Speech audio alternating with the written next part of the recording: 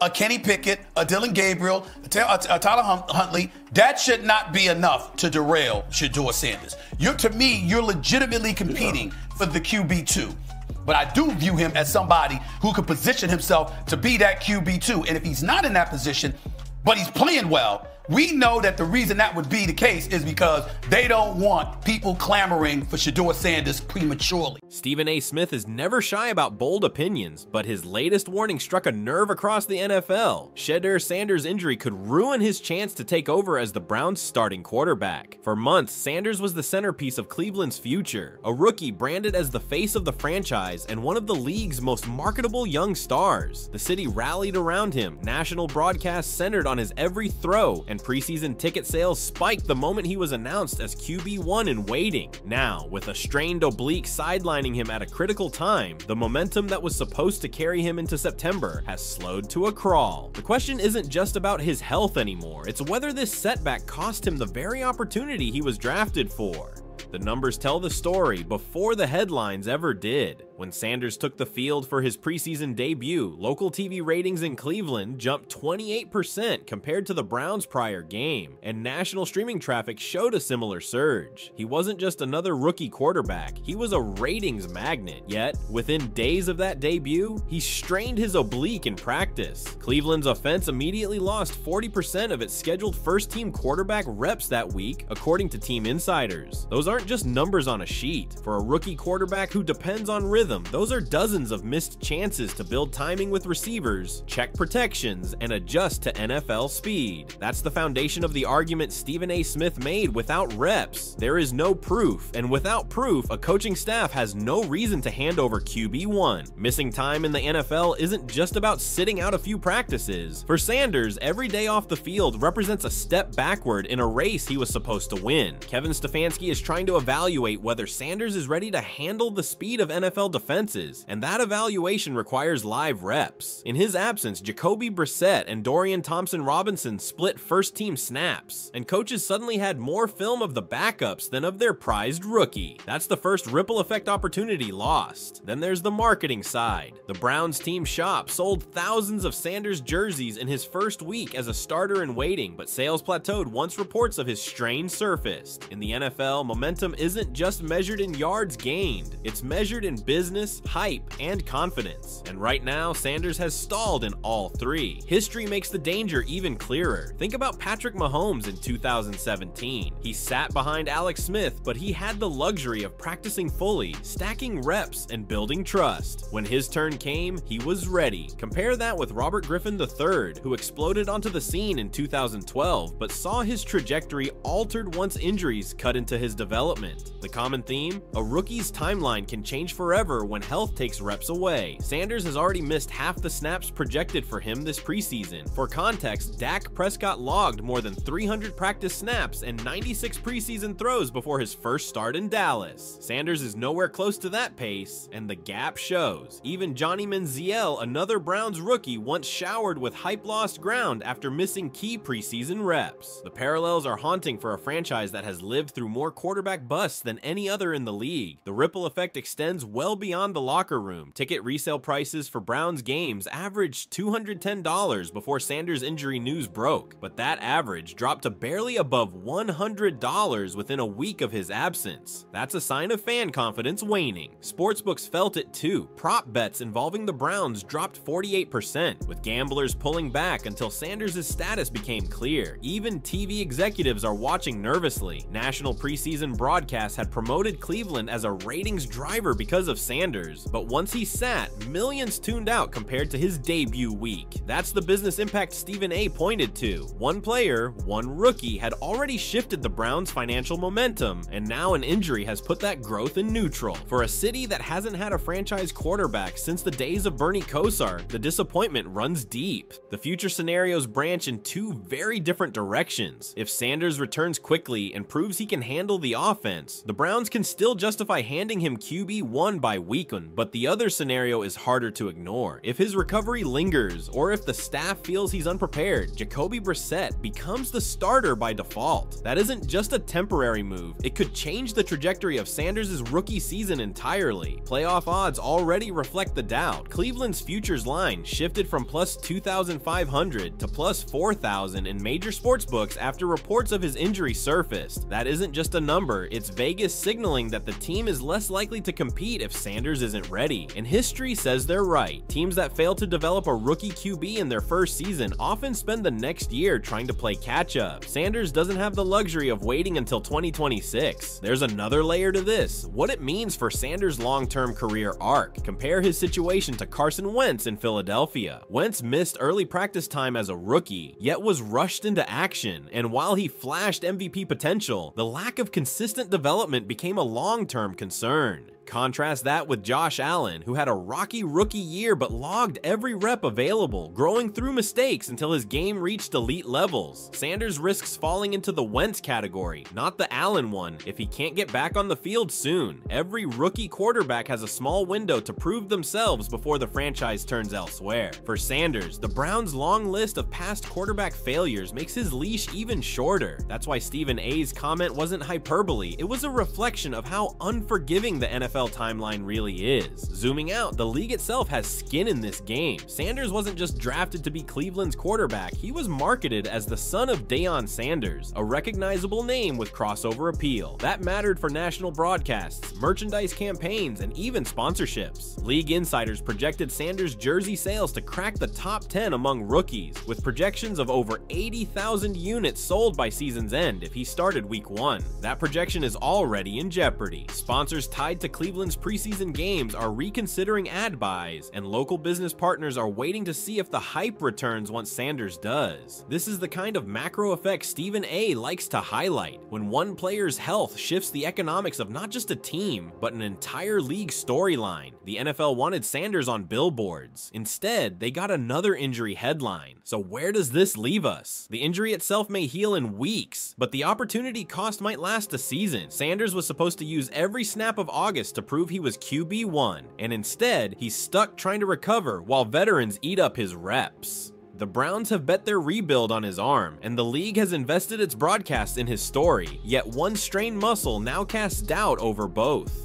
Stephen A. Smith's blunt warning captures that reality. Timing can be more destructive than the injury itself. If Sanders misses this window, Cleveland could be forced to hit reset on its quarterback experiment yet again. And so the debate is left with fans. Should Sanders still be named QB1 despite the missed time? Or is it smarter for the Browns to protect their investment, start a veteran, and let Sanders sit until he's fully ready? In today's NFL, practice reps are like currency, especially for rookies. Every snap with the first team buys trust with receivers, linemen, and coordinators. Sanders has now lost close to 50% of the scheduled preseason reps that were meant to cement his timing with Amari Cooper, Elijah Moore, and David Njoku. Compare that to CJ Stroud last season, who logged nearly every preseason snap and entered week 1 already commanding Houston's huddle. Without those reps, Sanders is effectively trying to cash a check with half the balance. It isn't just the missed throws, it's the rhythm, the confidence, and the ability to learn through mistakes that are slipping away. Kevin Stefanski's seat is already warm after last year's playoff disappointment. He knows his future is tied to whether Sanders works out. But here's the challenge. Coaches evaluate quarterbacks by stacking film practice tape, preseason drives, and live reads against different defensive looks. With Sanders sidelined, Stefanski has fewer than 40 throws on film with his first-team offense. That isn't enough to make a confident call on QB1. Contrast that with Jacoby Brissett, who now has triple the first-team footage since Sanders went down. From a coaching perspective, the safer option is the veteran, not the rookie who hasn't been on the field. That is exactly why Stephen A. argues the injury may ruin Sanders' QB1 shot, not because of talent, but because coaches can't evaluate what they can't see. Injuries don't just affect stat sheets, they affect locker rooms. Veteran players want stability, and when a rookie misses time, trust erodes. Multiple reports already suggest that Cleveland's offensive line has adjusted its cadence more comfortably to Brissett than to Sanders. That matters in subtle ways. In 2020, Tua Tagovailoa faced similar issues in Miami. His injury-shortened preseason meant linemen built more chemistry with Ryan Fitzpatrick, and when Tua was forced into action, the unit looked disjointed. Sanders could be facing the same challenge. Football may be won with talent, but it's held together by trust, and trust is built through repetition. Fans aren't just watching, they're reacting.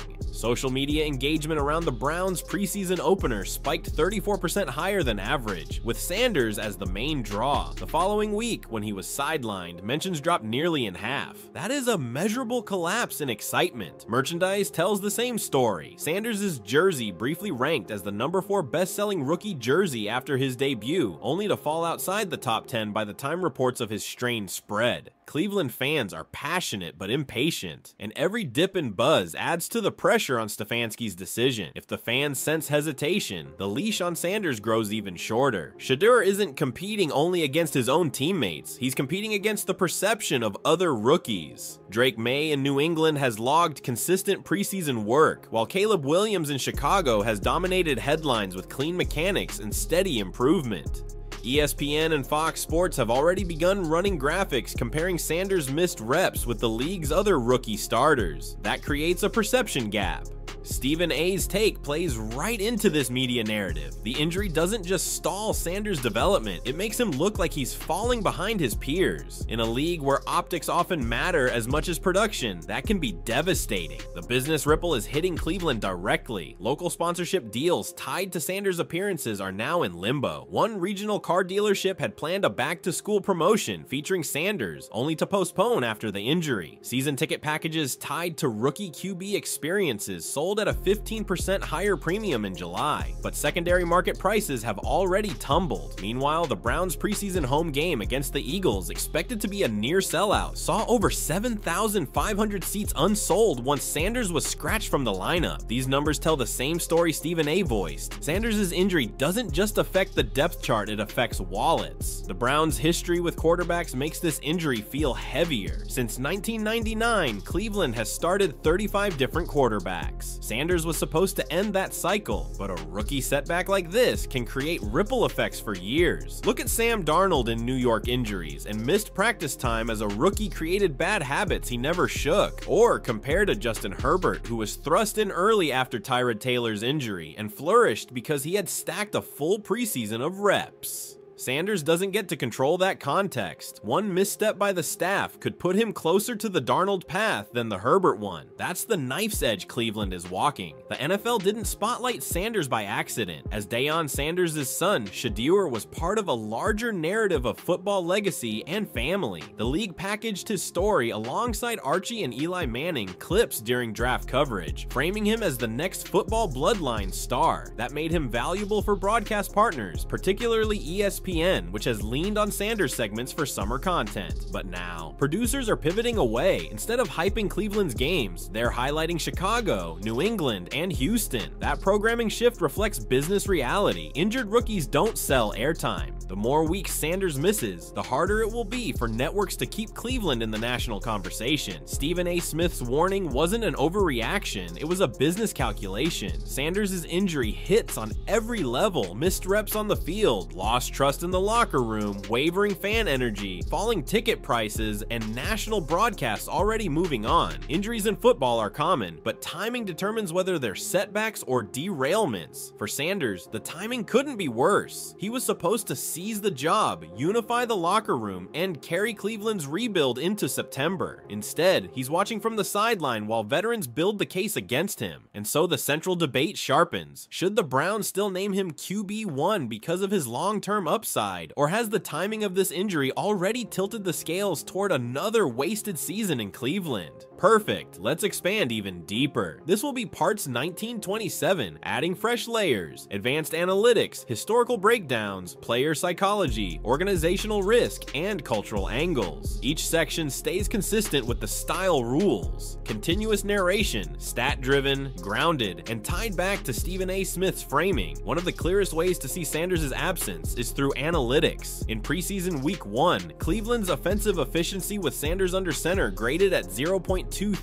EPA per play, a sharp improvement from the 0.05 EPA logged by Brissett. That's the kind of number analysts point to when arguing a rookie raises a team's ceiling. But with Sanders sidelined, those efficiency metrics flatten. The Browns' practice offense, stripped of its rhythm, dipped below league average for the remainder of camp. What this proves is exactly what Stephen A. highlighted. The gap between Sanders and the backups isn't about hype, it's about tangible production. And by missing those snaps, Sanders isn't building the statistical case that could force Stefanski's hand. Injuries aren't only physical, they hit the mind too. Sanders is used to being the unquestioned starter, both at Jackson State and Colorado. Suddenly, he's watching teammates rally around a veteran while questions swirl about his readiness. For young quarterbacks, confidence is fragile. Look back at Mark Sanchez in New York. Early struggles magnified by media pressure rattled his career arc. Compare that to Jalen Hurts, who overcame doubters by stacking confidence through consistent preseason growth. Sanders' mental toughness has been praised, but no player is immune to doubt when their spot is threatened. Stephen A.'s comments carry weight because they echo a truth players know well. The NFL isn't forgiving when momentum stalls. Cleveland's front office has as much at stake as Sanders himself. The Browns drafted him high, not just for talent, but for star power. They invested millions into branding him as QB1, immediately billboards across Cleveland, promotional campaigns, and national interviews. If Sanders loses QB1 to Brissett, it's not just a football decision, it's a business embarrassment. Teams like the Jets learned this the hard way with Zach Wilson. Draft capital means nothing if the player can't perform on schedule. For the Browns, the risk is magnified because they already sold Sanders as the future. If he isn't ready, the trust gap between fans and management could widen beyond repair. Another angle is how Sanders' absence affects scheme installation. Stefanski's offense relies heavily on timing routes and quick reads. In week 1 of preseason, Sanders' average time to throw was 2.41 seconds, which ranked in the top 10 among rookies that weekend.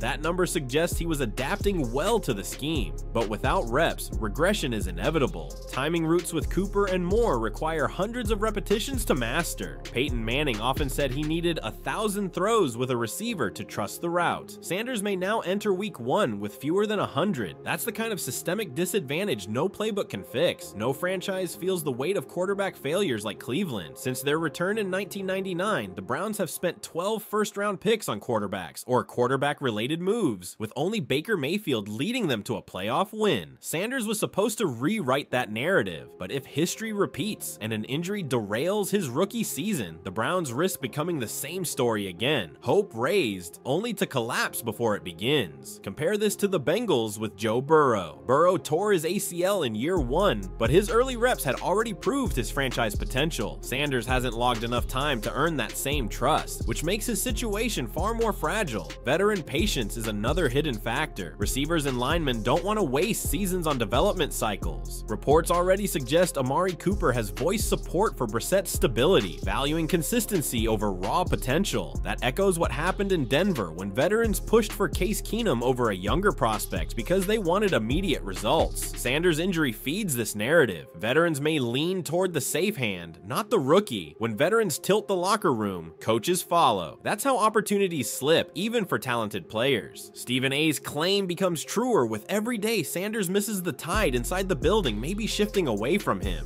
The money angle continues to grow. Betting markets aren't just adjusting odds, they're adjusting volume. According to sportsbook reports, Browns-related wagers dropped nearly 50% in week 2 of preseason once Sanders was ruled out. That's millions in lost handle, tied directly to one player. Sponsors are also tracking the dip. One national fast food chain reportedly delayed delayed its Browns promotion until Sanders is back, cutting short an ad spend worth 6 figures. The NFL is built on player-driven economics, and Sanders was slated to be one of those drivers. Every day he isn't on the field is costing the Browns, the league, and its partners measurable dollars. Shedeur's story is also cultural. As Deion Sanders' son, his journey has been framed as a continuation of a family legacy. That narrative resonated with fans who grew up watching prime time electrify the NFL, but injuries disrupt storylines. Instead of headlines about the next great Sanders, the conversation is about what might be lost. That cultural weight matters. The NFL thrives on narratives, brothers facing brothers, sons following fathers. Sanders' injury threatens to rob the league of one of its most marketable arcs. Stephen A. tapped into that disappointment, which is why his take reverberated beyond sports fans into mainstream discussion. The longer this lingers, the sharper the debate becomes. On one side are fans who believe Sanders must start no matter what, because the franchise needs to commit to his development. On the other side are those who argue that forcing him in unprepared only risks a bigger collapse. Both views have valid ground. What Stephen A. Smith did was spotlight the uncomfortable truth sometimes. Timing ruins opportunity. Sanders might be healthy in a few weeks, but by then, the reps, trust, and momentum could belong to someone else. And so, the Browns sit at a crossroads once again. Should they gamble on the rookie despite limited prep, or do they delay the Sanders era, risking the trust of fans who have already waited too long for stability?